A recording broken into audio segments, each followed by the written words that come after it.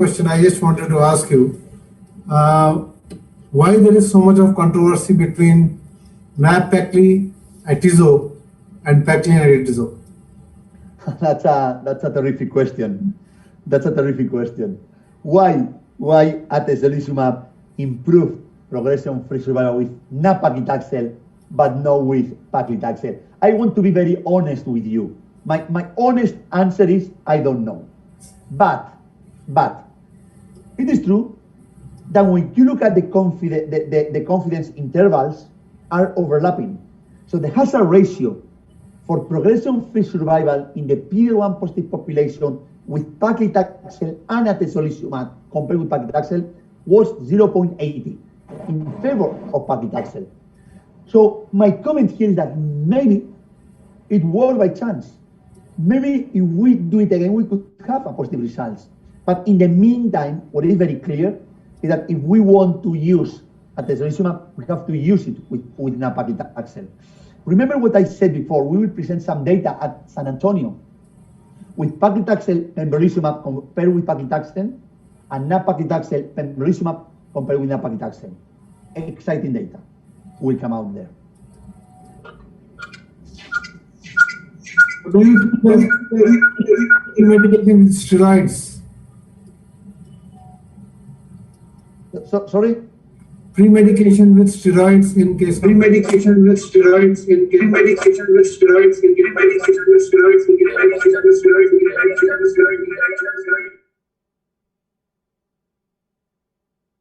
Oh, sorry, I didn't understand. Sorry. I was just asking whether it could be the pre-medication with steroids that might, lower the effect. Well, that's a good question. There are some data in other tumor types such as lung cancer showing that corticosteroids maybe will not decrease the activity of immunotherapy, also in melanoma. But I would like to answer this question after seeing San Antonio this year with pembrolizumab and paclitaxel. Maybe it will help to answer this question. I think this is not the reason. Any other questions, please? Yes, Dr. Cortes, I have a question. Dr. Madhuchanda from Kolkata, that on the one hand, we are talking about anti-VEGF, and on the other hand, we are talking about a drug that promotes small capillaries. So is it different from neovascularization? I was not clear. I couldn't understand. If you could please clarify. Sure, that's an excellent question. That's a very, very good question. So we should not forget that the neovasculature, the angiogenesis we have in tumors is very abnormal. So it means that the oxygen does not go in an optimal way to the tumor cells. The oxygenation is not good enough. So the hypoxia is something critical there. So what are we achieving with drugs like Avastin? With Avastin, what we are doing is to decrease the angiogenesis and optimize the normal vasculature. With eribulin, what we are doing is to try to the tumor cells inside the tumor to get better perfusion. So to decrease the hypoxia into the tumor cells. So we are not decreasing the angiogenesis. We are just optimizing the way these vessels are. We are optimizing the delivery of the oxygen to the tumor cells. Thanks, Dr. Curtis. Sure. There are also here some questions about the role of immunotherapy in the neoadjuvant setting. Yeah, we have some data. We have beautiful data from the Keynote 522 with pembrolizumab, clearly achieving an improvement in the PCR, pathological remission in patients with triple-negative breast cancer. We also have some data from ESMO this year in patient 031 with nab-paclitaxel and anthracyclines with or without atezolizumab, also beautiful improvements in pathological complete responses in triple-negative breast cancer. And in both studies, an important signal for improvement in disease-free survival. But we need more time to look at this data in an appropriate way. But yes, beautiful data, and maybe in the future we'll have an important an important new drug to treat these patients before or after or before surgery. And finally, about eribulin in the first line setting, it is approved in Japan and in some countries to be used in the first line setting. It is not, at least in Europe and in the United States. So I think that we do not have enough arguments to replace taxanes. So in my opinion, if you have a patient with triple negative breast cancer with a very quick progressive disease after taxanes or even after anthracyclines in the adjuvant or neoadjuvant setting, I think that the eribulin could be a good option. But except for this group of patients, I think that is a good second line option. Dr. Cortes, can I have a question, please? Sure.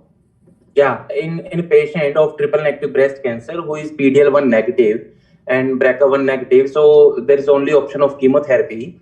So what is your stand on bevacizumab plus nab-paclitaxel or any taxane for that? Yeah, no, that's a very good question.